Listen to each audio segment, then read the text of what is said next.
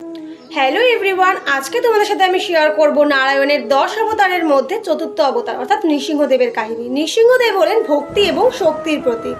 নারায়ণ এই অবতার ধারণ করেছিল সত্যযুগে। এই অবতারে তিনি অর্ধেক মানুষ এবং অর্ধেক সিংহ রূপে আবির্ভূত হয়েছিলেন। হিরণ্যকশিপুর মতন অত্যাচারী রাজাকে বধ করাই ছিল তার প্রধান উদ্দেশ্য। যুগ যুগ আগে হিরণ্যকশিপু নামে এক রাজা ছিল। তিনি নিজেকে ঈশ্বর সমান মনে করতেন, আর তার রাজ্যে বিষ্ণু পূজা প্রচলন বন্ধ ছিল। তিনি ব্রহ্মার চরম তপস্যা করে বরলাভ করেন যে কোনো দেবতা বা মানুষ কেউই তাকে হত্যা করতে পারবে না, এমনকি কোনো ধারালো অস্ত্র দিয়েও তাকে পরাজিত করা যাবে না। দিনের বা রাতের কোনো সময় নাকি হত্যা করা যাবে না। এই বর পেয়ে হিরণ্যকশিপু নিজেকে অমর ভাবতে শুরু করলেন। তিনি বিষ্ণুকে শত্রু মনে করলেও তার পুত্র প্রহ্লাদ বিষ্ণুর পরম ভক্ত ছিলেন।